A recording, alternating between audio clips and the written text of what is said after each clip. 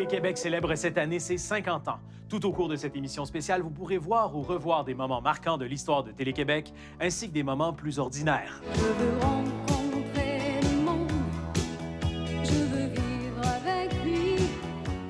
Télé-Québec m'a permis de faire avancer la cause des femmes au Québec. Je peux maintenant me concentrer sur mon prochain défi, manger de la neige. Miam, miam, miam. Ah, c'est froid. C'est froid pour l'hiver. Ah! Les gens d'ici, les gens d'ailleurs, les comprendre et leur parler. C'est à Radio-Québec que j'ai eu mon premier grand rôle. J'ai aussi eu mon premier rouleau suisse, ma première débarque en skateboard et mon premier sac Ziploc rempli de grains de maïs à éclats. Il doit y avoir une machine à popcorn ici. Hey, du popcorn pour tout le monde! Pour moi, Télé-Québec, c'est... Regarde les vies de millions de gens. Télé-Québec, c'est 1 fois 50 ans, 2 fois 25 ans, ou 3 fois 16,6. De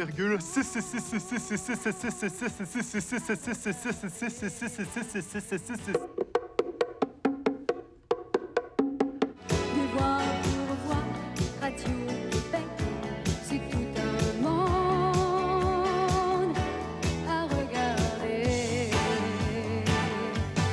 Pour moi, Télé-Québec, c'est un biscuit. Et les pépites de chocolat, c'est des opinions éclairées sur l'actualité.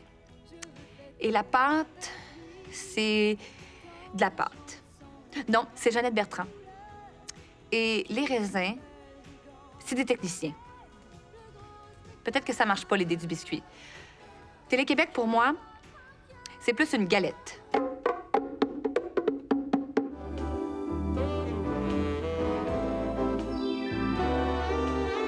Télé-Québec est une station de télévision publique à vocation éducative et culturelle qui, tout comme ce carré d'asphalte, est la propriété du gouvernement du Québec. Dépendamment de la région où vous habitez, il suffit de syntoniser le 8 ou le 10. OK, Sydney, c'est 7, 8, Rouen, 8, 9, 7, Val-d'Or, 12, 13, je pense, Québec, voyons, Montréal, c'est 17, 18, 19, 20, ben, c'est où ce chapeau?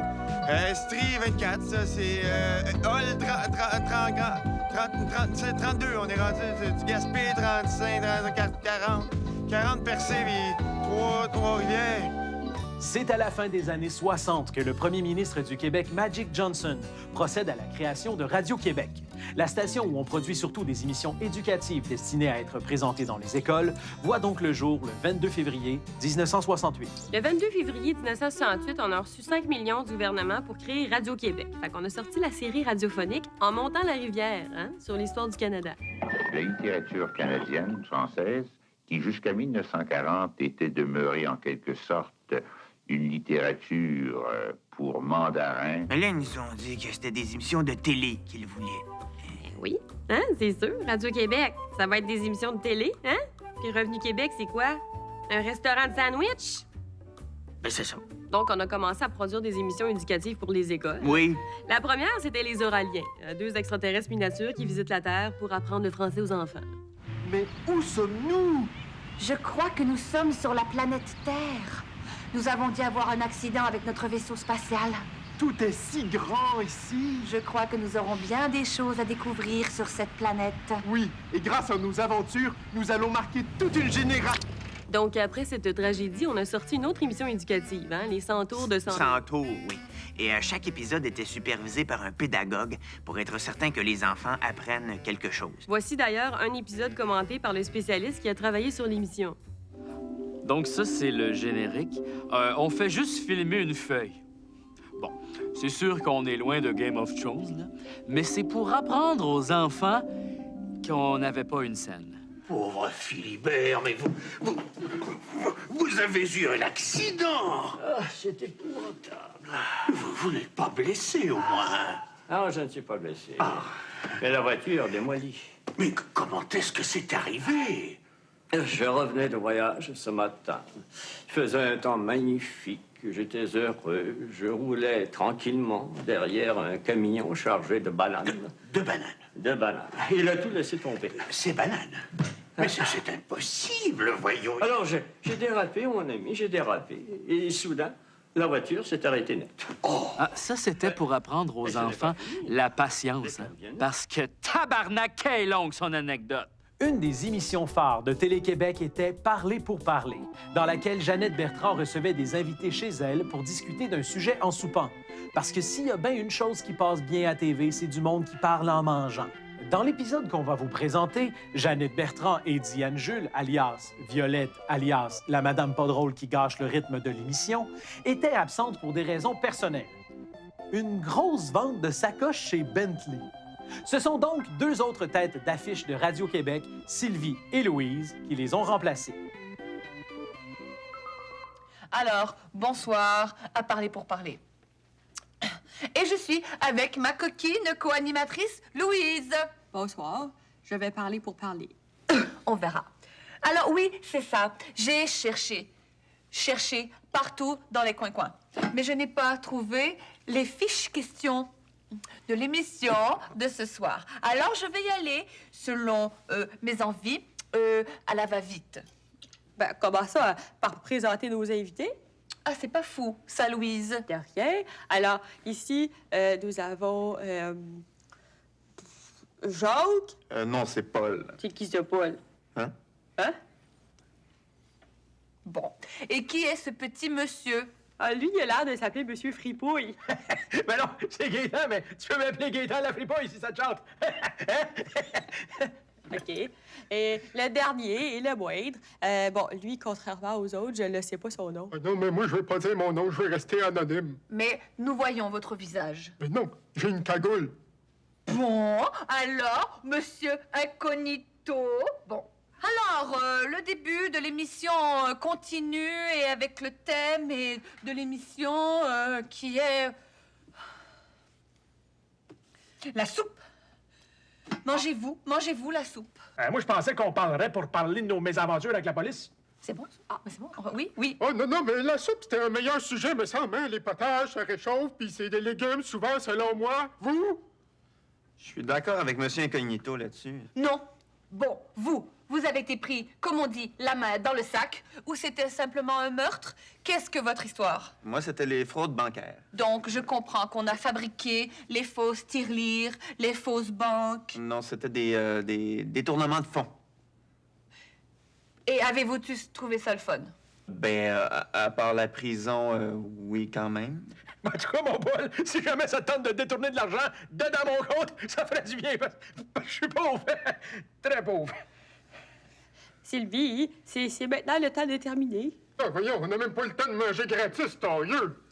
Alors, il faudra mettre la soupe dans le sac en plastique ou peut-être mettre la soupe dans le portefeuille, hein, Paul? Vous qui avez détourné les Non, c'était une banque. Non. Alors, je vous souhaite merci et de ne pas se revoir. Après la pause, je mange un autobus.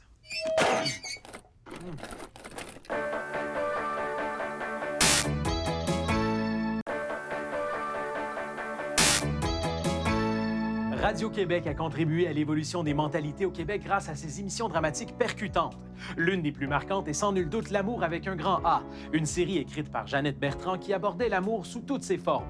Homme-femme, parents-enfants, cousins-cousines, grand-père balayeuse, neveu perruche, trapéziste caramilk et bien d'autres. Voici un extrait d'un épisode mémorable qui a renversé les tabous sur l'adultère. Je te trompe avec un ananas.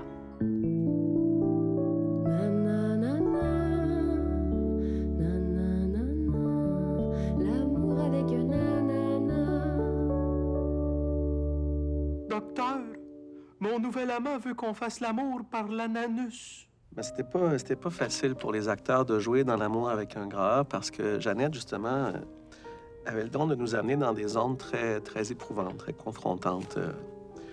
Comme tu vois, nous autres, notre épisode, ça se passait à l'Halloween, puis il y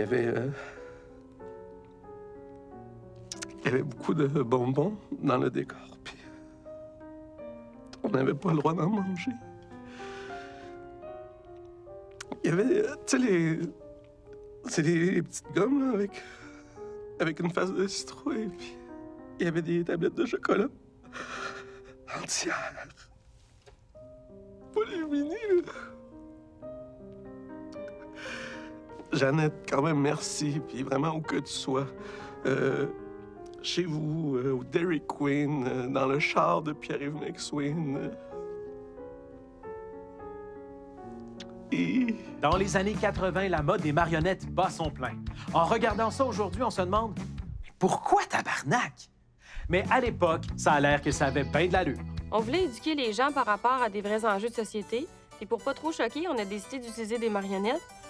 Malheureusement, nos marionnettes détournaient complètement l'attention parce qu'elles étaient ben trop laides. Tu peux pas laisser ton mari te traiter comme ça. C'est pas parce que nos mères se laissaient faire que nous, on doit. Vous avez raison, Madame Bourrette. Excusez, faut-tu vraiment que je fasse une scène dramatique avec une marionnette ou... Jolene, tu devrais te servir de cette colère contre ton mari qui te bat à tous les... Excusez, c'est quoi cela, là? C'est parce qu'elle a une face en plastique qu'elle peut faire la morale au monde, elle? Chris, voyons, depuis quand les jouets sont plus brillants que nous autres? Hey, gang de morons, ça vous prend-tu vraiment une Barbie pour vous dire de pas passer vos pains dans les machines puis pas fesser vos femmes à grands coups de claque? Sur les plateaux de tournage, il y avait une tension terrible entre les comédiens humains et les marionnettes. On avait peur que les marionnettes nous volent carrément nos jobs, hein? Mais moi, ça m'a pas empêché de tomber en amour avec Madame Bourrette. L'amour, c'est plus fort que tout. On a même eu un enfant ensemble. Ouais, mais il nous a quittés pour aller vivre dans les ordinateurs. Effectivement, la mode des marionnettes n'a pas duré bien longtemps, comme on pouvait s'y attendre. Je m'en attendais pas, moi! Moi, là, j'étais le roi de la télé. Ça roulait tellement mes affaires que je faisais 2 émissions différentes en même temps avec une marionnette dans chaque main. Puis à un moment donné, à mars 92, plus rien. J'étais tellement habitué d'avoir des marionnettes dans les mains que j'avais acheté toutes mes mitaines. J'ai-tu eu fret à la cabane à sucre, vous pensez? C'est pas facile de se recycler quand on est marionnettiste. Mais j'ai fini par la trouver, la job parfaite. Politicien. Parce que moi, j'étais un expert pour tirer des ficelles. Le voyez-vous? Ben non, je suis pas politicien. C'est une joke. J'essaie de rire un peu pour m'empêcher de passer à l'acte. En plus de ces fictions marquantes, Radio-Québec a été la première chaîne québécoise à présenter une télé-réalité. Pignon sur rue. L'émission suivait 7 jeunes issus de différentes régions du Québec qui emménagent dans le même appartement à Montréal. Évidemment, ce n'était pas une télé-réalité comme celle d'aujourd'hui. Les candidats n'étaient pas choisis à cause de leur apparence physique. Vraiment pas. Moi, je venais d'un petit village où tout le monde se connaissait. Fait que c'est sûr qu'arriver à Montréal, c'était plus difficile d'apprendre à connaître tout le monde. Mais j'ai réussi! Guy Bocage, super bon Jack, mais sans toujours les yeux. Jasmine Beauregard, ça, c'est une avocate très brillante. Mais elle aussi sent toujours les yeux. Rachel Beauregard, ça, c'est une vieille madame qui jouait du piano avant. Sent très fort les yeux. J'ai peut-être un problème d'odorat dans le fond parce que tout le monde là-dedans sent assez fort les œufs. C'est aussi, hein, ça sent les œufs. Moi, c'est devant les caméras de Pignon sur rue que j'ai fait mon coming out. Mais mes parents ont jamais écouté l'émission, fait que si jamais ils vous posent des questions sur Cathy, c'est juste un fantôme. Ouh! On était filmés partout, tout le temps, sauf aux toilettes. C'est plate parce que c'est là que je suis le plus intéressant. En 1977, Robert Gravel et Yvon Leduc créent la LNI, la légendaire noix invisible. Une noix que seules les jeunes femmes au cœur pur peuvent savourer. Mais ils sont plus connus pour l'autre LNI, la Ligue nationale d'improvisation, qui diffuse ses matchs à Télé-Québec à partir de 1982. Eh bien, au début, l'impro est inventé pour déstabiliser les comédiens. Tu sais, pas de texte, pas de costume. On avait juste le droit d'apporter un miroir, hein, pour faire de la symétrie, hein? Tu regardes. Jacques est parfaitement symétrique. Au début, l'impro s'inspirait plus du polo que du hockey. Mais les chevaux étaient tellement pourris en impro, ils jouaient juste des différentes sortes de chevaux, tu sais. Ah, c'est un cheval de cow-boy. J'ai un cheval de calèche. Es-tu capable de jouer d'autre chose qu'un calice de cheval? Ben, on parle tout le temps de la fameuse improvisation sur New York de Robert Lepage. Je voudrais vous amener avec moi, faire un petit tour dans les rues de cette magnifique cité, cette métropolis des temps modernes, New York.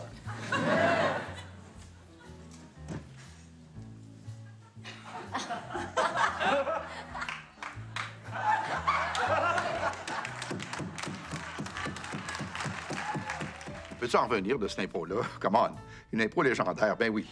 J'en ai fait de bien meilleurs que ça, moi. J'ai fait une impro solo de 3 heures sur Shawinigan. Hey, checkez bien, je vais vous la refaire. Ici, c'est la ville de Shawinigan. la Cité de l'énergie. Là-bas, nous produirons des pâtes et papiers. Oh, que se pointe-t-il à l'horizon? Serait-ce le début du festival de la galette de Sarrazin? Moi, c'est pas pour me vanter, mais je suis le meilleur joueur d'impro de l'histoire de la LNI et probablement du monde. J'ai la meilleure moyenne d'impro gagnée. Et c'est pas compliqué, j'ai jamais fait une impro plate. Moi, je serais capable de faire une impro sur n'importe quel thème. Là? Pas nécessairement là, mais ça pourrait être là. OK, ben, beurre à l'ail. OK.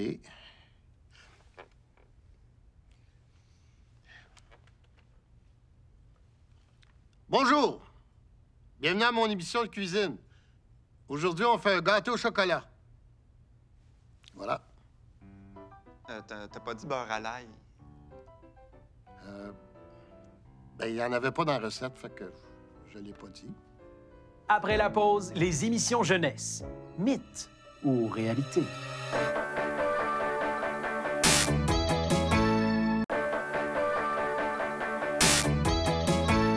Une des émissions les plus emblématiques de Télé-Québec est sans contredit Bar ouvert. Mais la deuxième est Passe-Partout. Cette émission visait à éduquer les enfants d'âge préscolaire, par exemple en leur montrant comment changer une fenêtre. Bon, qu'est-ce qu'on fait avec toi, espèce de vite? Ben, pour commencer, là, on va enlever les morceaux qui sont cassés. Laisse-moi faire.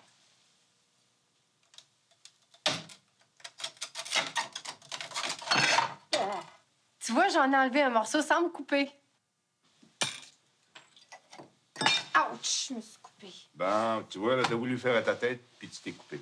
Mais comment ce concept original a-t-il vu le jour? J'étais dans une vente de garage, je cherchais rien en particulier. Peut-être de la vieille vaisselle, une belle paire de jeans, un poster grandeur nature de Gilles Goujon, quand je suis tombé par hasard sur un casse-tête qui représentait 3 personnages et 2 marionnettes. Donc, je me suis filmé en train de faire le casse-tête, et quand je l'ai complété, les personnages sont devenus vivants. Fait que là, je leur ai demandé, « Hey, ça vous tente-tu de devenir des légendes de la télé-jeunesse puis avoir bien de la misère à trouver de la job après? » Puis ils m'ont dit, « Oui. » Et là, ils sont sortis du casse-tête puis ils sont apparus dans le vrai monde.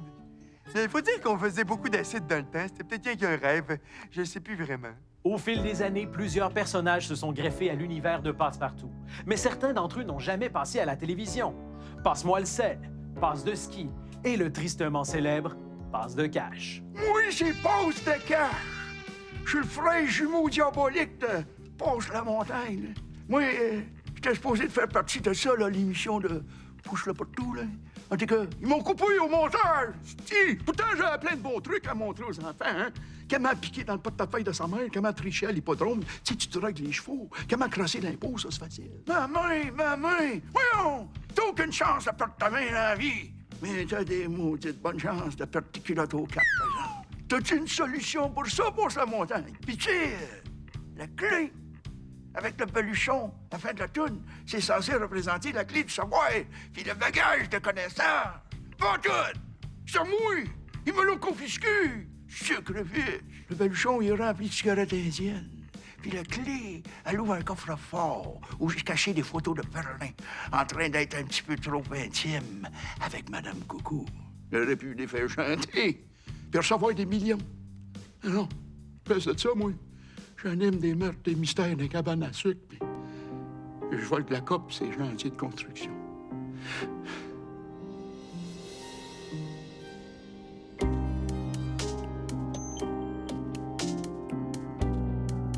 Pour succéder à Passe-Partout, Radio-Québec engage un jeune animateur dynamique et bourré de talent. Celui-ci étant victime d'un accident de moto, on se rabat sur Marc-André Coillier, un gars bien correct. Mais encore fallait-il trouver un concept. On cherchait un concept d'émission que les jeunes trouveraient super cool, capoté radical. Et puis on s'est demandé, qu'est-ce que les jeunes aiment? Et ça nous a sauté dans la face. La ouate! Et oui, on peut tout faire avec la ouate, vous savez, hein? Des pansements, des nuages en bricolage, le mettre dans un petit pot de pilule pour pas que ça fasse tchic-tchic quand on se promène avec. C'est infini! Et c'est comme ça qu'est né le Club des 100 watts. Monsieur, on va vous demander de quitter, s'il vous plaît. Ah non, mais je peux pas partir, moi je suis le créateur des 100 watts. Non, c'est pas vous. On sait pas comment vous avez fait pour rentrer dans le studio, mais partez, s'il vous plaît. Vous oseriez pas jeter dehors un vieillard? Oh, c'est assez, là. Bon, les 100 watts, ça c'était l'émission, là, avec la poignée de main. Tape en haut, tape sur le chou, ton repas préféré, le tennis! Monsieur, je sais pas ce que vous avez trouvé votre costume de gardien de sécurité de Télé-Québec, là, mais je vais vous demander de quitter, s'il vous plaît. Vous oseriez pas jeter dehors un vieillard! Une autre émission jeunesse marquante de Télé-Québec était Mais où se cache Carmen Sandiego, plus tard reprise sur un autre canal et rebaptisée À la poursuite de Carmen Sandiego, puis On est un peu tanné de Carmen Sandiego. Dans ce jeu télévisé, une équipe d'enfants devait parcourir le monde pour arrêter un voleur d'œuvres d'art complice de Carmen Sandiego qui réussissait toujours à s'enfuir. Nous avons réussi à trouver son numéro de téléphone et nous l'avons sur la ligne. Bonjour, Madame Sandiego. C'est qui parle? C'est-tu les bœufs? Oh non, on fait un documentaire sur les 50 ans de Télé-Québec. Ah ben, vous y souhaiterez bonne fête. Ben, c'est pas une personne, là, c'est un poste de TV. Donc, Madame Sandiego, comment avez-vous pu échapper à la justice toute votre vie? C'était facile de me sauver. Vous avez demandé à des enfants de me pogner, cette gang de cons. Hey, fait 20 ans que je me promène partout dans le monde, moi, cette gang de cons. Vous essayerez de me pogner à cette heure, me s'acheter un char, cette gang de cons. Je me promène en char, puis je vole tout ce que je vois, cette gang de cons. Essayez donc de me pogner. C'est quoi, là? Vous allez demander à des bobins de me retrouver, cette gang de cons? C'est parce que c'était juste un jeu, là, Madame Sandiego. Pardon? Hey, ça fait 20 ans que je me promène dans les égouts pour pas me faire pogner, puis vous dites que c'était rien qu'un jeu? Je prends même pas la chance de sortir pour m'acheter du linge. Avez-vous une idée à quel point mon chapeau sent le fond de tête? Est-ce que vous volez encore des œuvres d'art légendaires? Ouais, là, c'est sûr qu'avec les années, j'ai un peu perdu la twist. Là. Fait que présentement, je vole surtout des chandelles en cire d'abeille au Salon des métiers d'art. Hey, faut que je vous laisse, là. C'est Police Academy à la TV. Bon, ben, c'était ça.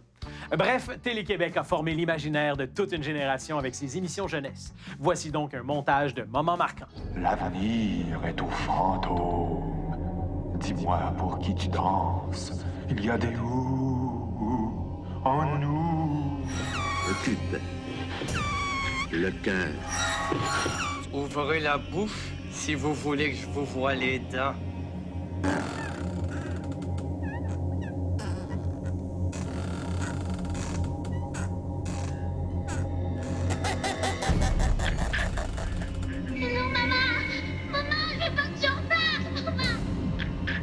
Et de vivre. Ça de mort. Passe-partout! J'ai attrapé un vrai gros bruit. Qu'est-ce que c'est? Je sais pas encore. On l'écoute tout de suite? Oui. Oh, on n'aurait pas dû le déranger, celui-là, Pascaro. Merci, Télé-Québec, de m'avoir montré comment attraper des sons. Ah! Ça, c'était écrit de Sacco, pour si jamais je me fais voler mes cordes vocales par un pingouin. Je remercie Télé-Québec de m'avoir appris à devenir quelqu'un de responsable, rationnel et d'ouvert d'esprit. Non, non! J'en veux pas de tes pantoufles, grand-maman! Sors de ma tête! Merci, Télé-Québec, d'avoir fait ma éducation de ma jeunesse entre l'année 1987 et 1995 et un petit peu 1996 parce que j'avais perdu la vision cette année-là, mais je l'ai retrouvé un mois après, en 1995. OK, là, il commence à faire noir. Dodo maintenant. Bye-bye. On ne pourrait pas parler d'émissions jeunesse sans parler de ciné-cadeaux. Pour Ciné-Cadeau, d'année en année, on s'est demandé qu'est-ce qu'on peut faire comme émission qui donnerait l'impression de recevoir un cadeau, hein? Puis pour trouver ça, on s'est demandé qu'est-ce que les gens reçoivent en cadeau. Ça nous a amené à nous demander quel genre de cadeau les gens veulent recevoir. Ce qui nous a fait nous demander qu'est-ce que les gens ont les moyens de se donner en cadeau. Puis à force de se poser toutes ces questions-là, on finit tout le temps trop tard pour produire du contenu, donc on met des vieux petits bonhommes. Un des films les plus populaires de ciné-cadeau est Les 12 travaux d'Astérix. Légalement, nous n'avons pas le droit d'en montrer un extrait. Voici donc 12 barbeaux d'Astérix. Ça, c'est un dessin d'Astérix, le gros loi. Ça, c'est son ami, Obélime. Ça, c'est son chien, Milou. Ça, c'est César dans son palais, que c'est un casino. Joke de Vegas. Ça, c'est les frères Jules César. Salade César puis Blodé César. Il pue le jus de clame. Ça, c'est Obélime qui mange un de ses fameux cendriers. Ça, c'est la potion magique du Four Loko. C'est comme si ça n'est de l'aide qui saoule. Puis quand Astérix, il boit ça, ben, il devient bien sous, puis violent, puis agressif, puis il bande mou. Bon, ça, c'est des nouveaux personnages de mon cru. Dominique Saint-Martin, ma tante Monix, spécialiste en informatique, anorexix, bataille téléphonique, Nemec Comics, Comics sans MS, Parc Aquatix, Examen gynécologique, Parc Jurassique, et puis mon préféré, Pornographix. Lui, il est cochon, lui. Après la pause, on essaie de trouver combien il y a de clés dans cette chaudière de potée. On n'a pas de maudite.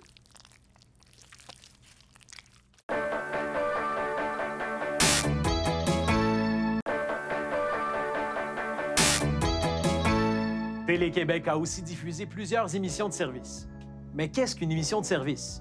Eh bien, c'est une émission qui rend des services, comme par exemple occuper grand-maman pendant que tu joues à Candy Crush ou faire du bruit pour que les voleurs pensent qu'il y a quelqu'un chez vous. Si le lac est un cul-de-sac, le pays craque, ça donne le trac. Le Québec flaire une arnaque, puis les autres pensent qu'on est maniaque. Clac! La porte claque. Quel bel accord! Tout le monde crie, puis ça parle fort. Toutes ces querelles, c'est un vrai lac de Babel. L'émission Droit de parole, animée par Claire Lamarche, était une émission de débat abordant les sujets importants de l'actualité des années 70 et 80. Verrons-nous bientôt les hommes porter des bébés?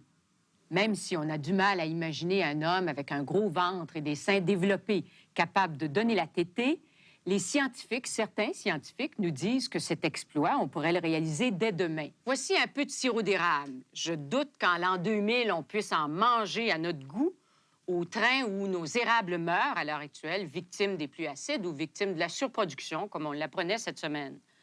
Ici, j'ai un masque qu'on devrait peut-être porter dans nos villes en l'an 2000, si l'air continue d'y être de plus en plus irrespirable. Quant à ce sac vert, eh bien, au rythme où on produit des déchets, où on gaspille, on peut se demander si en l'an 2000, on ne va pas vivre dans une véritable poubelle. Voici maintenant un extrait de l'épisode sur le thème de la timidité. De Montréal, Radio-Québec présente Droit de parole. Cette semaine, Claire Lamarche donne droit de parole aux timides. Êtes-vous timide? Est-ce que ça vous arrive de temps en temps d'avoir la bouche sèche, la langue paralysée, les mains moites, les jambes en guenilles, des gargouillis dans l'estomac, de bafouiller? Qu'est-ce qu'on attend de son entourage quand on est un grand timide? Nous en parlons ce soir avec 14 personnes qui ont décidé ce soir de se donner le droit d'être timide. Martine Melançon, qu'est-ce qui fait que vous avez accepté notre invitation? Parce que ça a surpris bien des gens quand on a dit « on va faire un droit de parole aux timides ». Qu'est-ce qui fait que vous avez passé par-dessus votre timidité pour être ici ce soir? Pouvez-vous répéter la question? Martine Melançon, qu'est-ce qui fait que vous avez accepté notre invitation? Parce que ça a surpris bien des gens quand on a dit « on va faire un droit de parole aux timides ». Qu'est-ce qui fait que vous avez passé par-dessus votre timidité pour être ici ce soir? Oh, je sais pas, là. Je veux m'en aller, là. Quels sont les gestes concrets qu'on doit poser pour apprendre à sortir de sa coquille? Bien, en premier, il faut essayer de craquer la coquille avec son bec. Mais moi, le mien, il est en mousse, fait que je me suis servi de mes clés de char. Puis après, on pousse avec nos ailes. J'aimerais ça savoir quelles sont les situations dont vous avez cherché à fuir, par exemple, M. Auger. Une situation que j'ai cherché à fuir, c'était quand j'étais emprisonné dans le laboratoire maléfique qui m'a transformé en homme poulet. Mais quand j'ai réussi à m'enfuir, ça m'a donné confiance. Puis j'ai décidé de vaincre ma timidité pour réaliser mon rêve. Devenir le meilleur ninja de la haute Yamaska. Qu'est-ce que ça veut dire? Vous dites depuis que j'ai vaincu ma timidité. Ça s'est passé à un moment précis, ça? Vous avez eu l'impression que vous sortiez de votre coquille? C'est pas juste une impression, je viens de vous le dire. J'étais dans une vraie coquille d'œuf. Mais j'ai pas eu le choix de sortir. Mes katanas rentraient pas. Est-ce qu'il vous est arrivé, vous, de vous retrouver dans des circonstances où vous étiez gêné? Bien, moi, j'ai longtemps été magicien dans un restaurant. Oh, ça, c'est gênant. Oh non, c'est pas fini. Oh. Parce que moi, mon meilleur tour, là, c'est que je faisais apparaître des salades César en arrière des oreilles des gens. Mais là, à un moment donné, en faisant mon tour, j'ai morvé. Puis là, j'ai voulu m'essuyer avec ma manche. Mais ça a tout percé mon sachet de vinaigrette secret. Puis là, ça a tout tombé sur la perruque d'une madame. qui avait le cancer. Mais là, en me penchant pour l'essuyer, mes culottes ont craqué. Puis il y a 2 colombes qui sont sorties de mon derrière. Ils sont allés copuler dans l'assiette d'un monsieur qui s'est avéré être le chef des motards. Et là, j'étais gêné. Moi, j'ai une anecdote bien pire. J'ai déjà pété sur un plateau de télévision. Oh, est-ce que ça fait longtemps? Ah. Marie-France Bernier, est-ce qu'il y a des choses qu'on ne peut pas vivre parce qu'on est timide? Est-ce qu'il y a des choses dont on se prive parce qu'on est timide? Oui, bien, moi, je suis trop gênée pour aller chez le coiffeur, donc je me coupe les cheveux moi-même avec un bol. Sauf que c'est bien long parce que ça coupe pas bien un bol. Est-ce que vous allez repartir différent ce soir? Est-ce qu'il y a quelque chose de différent? Je pense que oui. L'histoire de M. Auger, là, l'homme poulet, là, ben, ça m'a vraiment inspirée. Je pense que moi aussi, je vais vaincre ma timidité pour réaliser mon rêve. Nommer toutes les sortes de patates à la télévision. Alors, piler.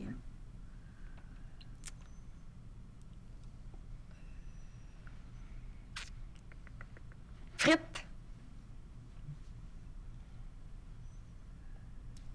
Crues. Petites frites. Bouillies.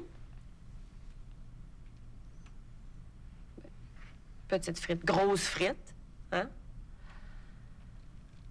Et...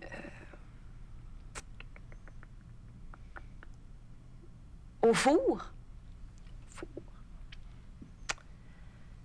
Sinon... Julienne? Oui! Julienne. C'est là-dessus qu'on va être obligé de s'arrêter. Merci beaucoup à vous toutes et à vous tous d'avoir été dans notre studio ce soir. Hey! Mais moi, j'ai pas parlé. Oui, madame. Hey! Je suis un monsieur. Pour dynamiser une programmation, quoi de mieux que d'excellents documentaires? Télé-Québec est reconnu pour ses documentaires aussi percutants que pertinents, comme par exemple Le remède contre le cancer. Peut-on le trouver avec un harpon? Je l'ai trouvé! Le secret des pyramides. Quand j'ai pas eu le temps de faire le lavage, je vire mes bobettes de bord. La route des épices. On a mis du paprika tout le long de la caisse, puis finalement, on s'est rendu compte que ça faisait rien. Et l'amour au temps des dinosaures. Si seulement mes bras étaient assez longs, je me passerais tout un wheelie. Télé-Québec, c'est une télé de débat qui n'a jamais hésité à faire discuter des gens aux opinions contradictoires. Parlant d'opinions contradictoires, voici un témoignage du toujours pertinent Richon Martineau. Salut, c'est moi, Richon Martineau. Vous me reconnaissez? Je suis un journal! L'idée derrière les francs-tireurs au départ, c'est d'assouvir une passion commune de Tiben et moi. Tirer du gun dans un motel crado. Pow! Pow! Pow! Ça a l'air qu'il fallait faire des entrevues puis tout le kit. Fait que le titre, il avait plus rapport. Pow! You, Québec! You! Un beau jour, snap, Tiben parti. Arrive Pat, Patrick, very young guy with a beautiful smile. Miss him a lot. Putain de merde, j'ai perdu ma montre. Je suis très content d'avoir pu entrer dans les chaumières des gens pour venir manger les marinades dans vos chambres froides. Tous vos petits oignons sont à moi.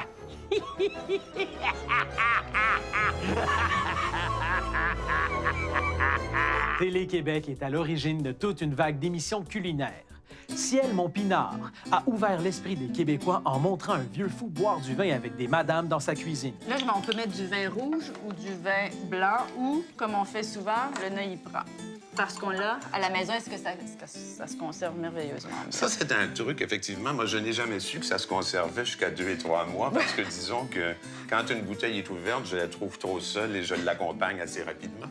Et alors, donc, je n'ai jamais gardé de bouteille de Noël 3 mois non, chez alors moi. moi, je dis, ça se conserve bien, le Noël. Il dit, comment le savoir? Aucune idée. Alors? On a complètement réinventé les émissions de cuisine. Ce qu'on a fait, c'est qu'on a mis de l'avant le produit, on a mis de l'avant des ingrédients frais, des ingrédients goûteux, des ingrédients fucking impossibles à trouver, même dans le quartier chinois. Pour moi, la meilleure cuisine, c'est la plus simple. Je me souviens, dans une émission, on a fait une de mes recettes préférées, c'était des pastes avec de la brocole et de la mozzarella.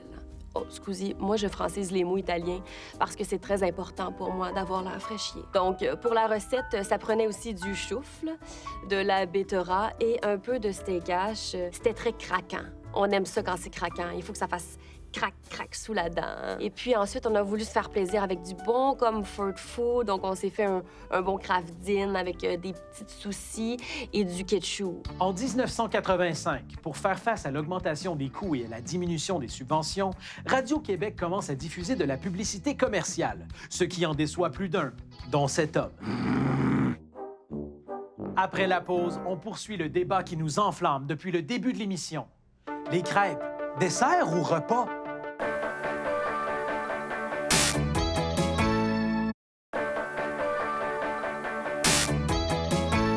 Télé-Québec a toujours laissé une place spéciale à la musique d'ici. Voici un témoignage de celui qui, depuis 30 ans, anime des émissions musicales à Télé-Québec dans le seul but de pouvoir jouer des bongos à toutes les semaines. Normand Brathwaite. J'ai beaucoup de bons souvenirs de l'époque de Bois et Chaud. Au début des émissions, je faisais toujours une petite danse improvisée avec les musiciens qui jammaient en arrière. Hey, on avait tellement de fun à faire cette émission-là qu'à un moment donné, j'avais dansé toute l'émission. On avait complètement oublié de faire le show. Le générique d'intro avait duré 1 heure.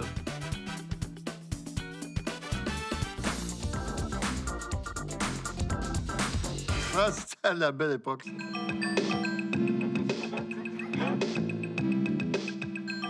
Bonjour, mon nom c'est Mike Bossy. Je suis un des meilleurs joueurs de hockey. Puis j'ai joué pour les Islanders de New York. Puis c'est là que je remplissais le filet de puck.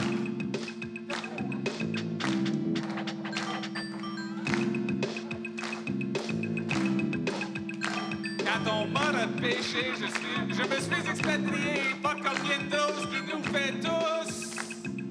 Beau et chaud, beau et chaud, beau et chaud, chaud, chaud, chaud, chaud. Ça fait 30 ans que je suis à l'antenne de Télé-Québec. Télé-Québec, c'est comme une maison pour moi. En fait, c'est littéralement ma maison. J'habite dans les studios ici. Ça, c'est mon lit. Le monde pense que je suis riche, mais c'est juste la télé. Pourriez-vous me passer 5 piastres? Parce que j'irais m'acheter du pain. Parce que j'ai juste ça, il me reste juste ça. J'ai trouvé ça dans les poubelles de Curieux Bégin. Non? Personne n'a 5 piastres? Non, OK.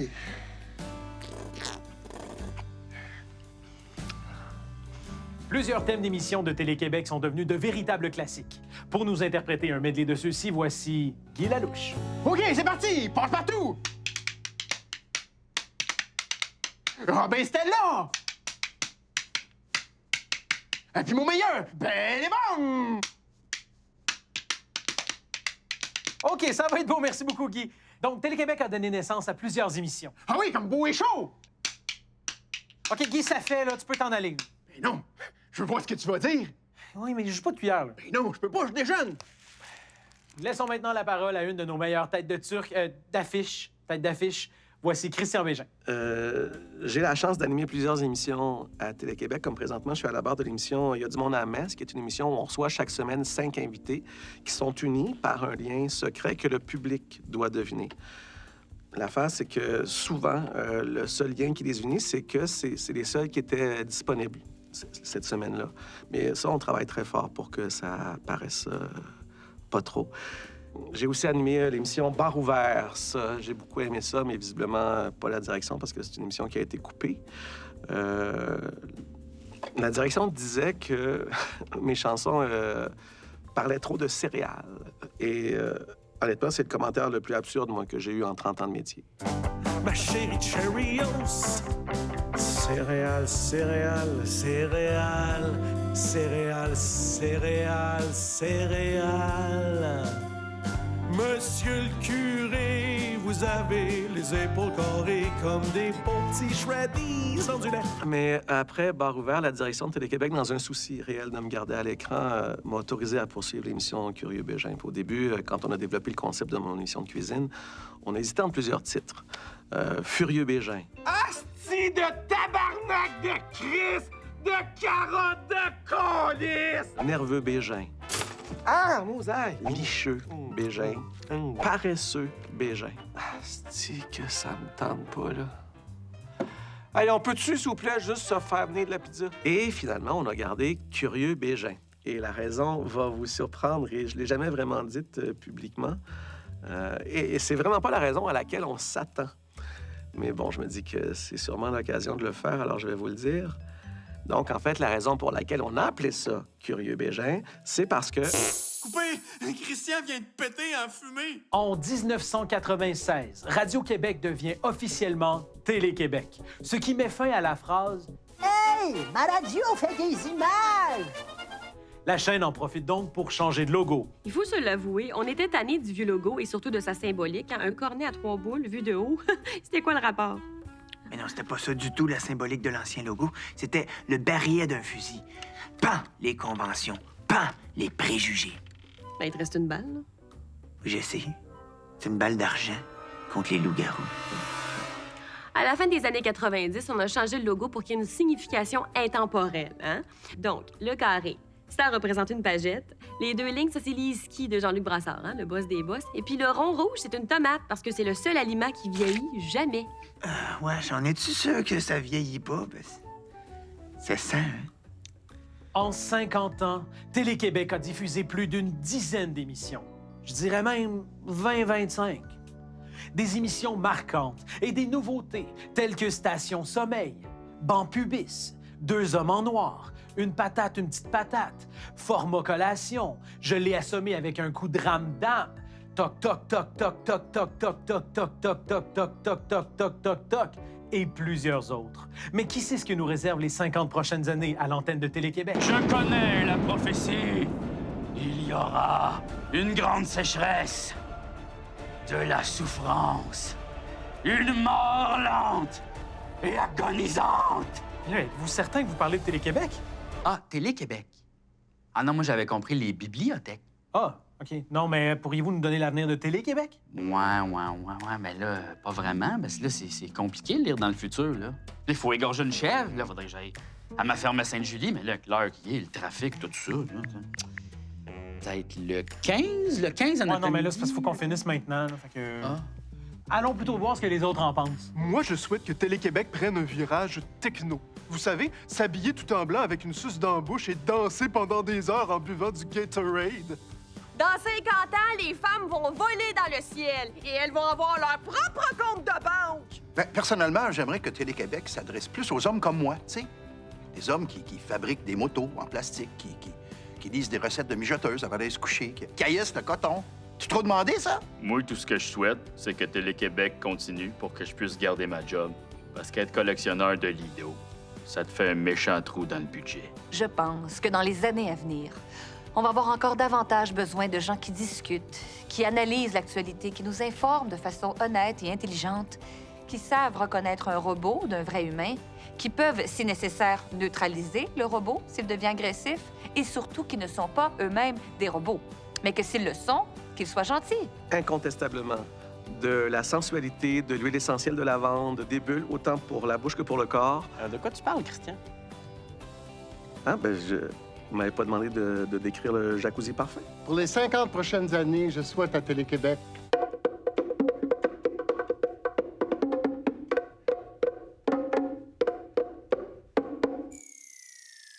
Télé-Québec, c'est l'autre télé, la télé dans le garage qui est même pas branchée. On s'y amuse et on apprend que faire de la télé, c'est pas évident.